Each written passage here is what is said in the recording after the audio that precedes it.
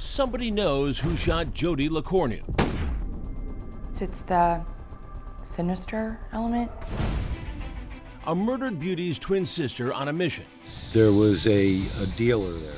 Was pretty shady guy. Crime Watch Daily joins her search. At this point, we're trying to just cinch in that timeline. In pursuit of a killer.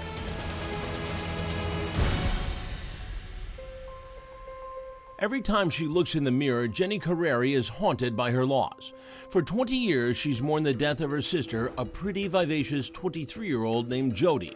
I can't tell you how many nights I've laid in bed thinking about it and what was she doing, what was going on. Jody was murdered, shot in the back in cold blood. No one knows who did it. Jenny cannot rest until she finds out. I have been contacting reporters, sending out her poster, videos, social media. I send them to the news stations. I'll do anything. And for the first time in decades, she may be closer than ever. I've got some new information that I hadn't heard before.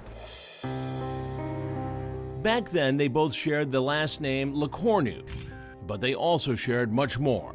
Same eyes, same smile. Jenny and Jody were identical twins. Who was born first? She's 2 minutes older, yeah. So she was the older one. Yeah. Always bossed you around? Yeah. I looked up to her even though she was 2 minutes older. To their friends, Jenny was the bookworm, Jody the bubbly one. If there were some words to describe Jody, what would they be? The life of the party, center of attention, definitely. Really outgoing, really happy, lots of fun. She was basically just enjoying life. She wasn't very serious, and she was sort of about having fun. But on the night of March 2nd, 1996, their bond was broken forever. Did your sister have any enemies? Not that I know of. None that she told you about?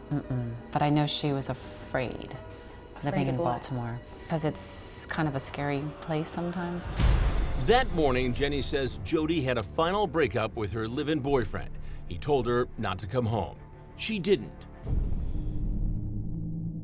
She spends the night drowning her sorrows and closing down this local hotspot, the Mount Washington Tavern. So it's snowing, the Yes. bar is closed, she has beer, she's mad at her boyfriend, and she's hanging out in her car in the parking lot. Yes. For an hour after leaving the tavern, Jody sits in her car with a six-pack of beer, making late-night phone calls. At 3:40 in the morning, a white BMW, witnesses say similar to this one, stops close by. While she was in the parking lot, the suspect approaches the car. Witnesses from a nearby business watch in horror as the night suddenly explodes in gunfire.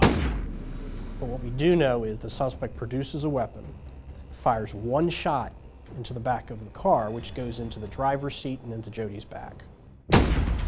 Terrified and bleeding, Jody hits the gas and barrels out of the lot. It severed her spine, but she was able to drive across the street.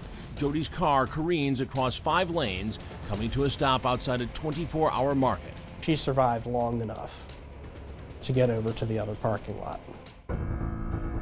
Then an act that can only be described as heartless and sinister.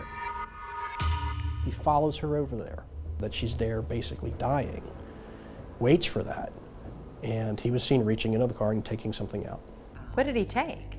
That's what they say is the key to the case, is what he took out of her purse. Then he goes to his own car, gets in, drives out of the parking lot south on York Road.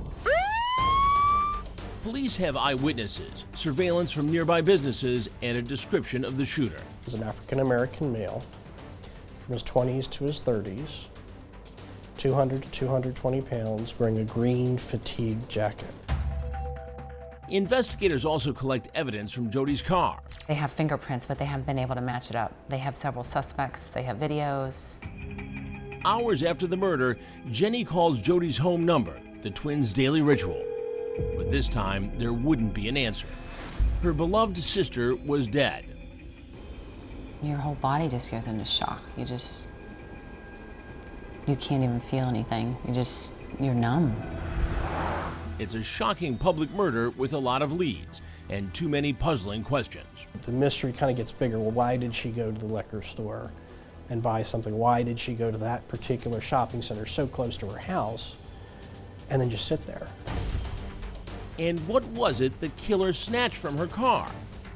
Jenny has been asking these questions for decades, and now someone who knew her sister gives Jenny information that could lead to answers. Somebody that she suspected from the tavern that she thought we should look into.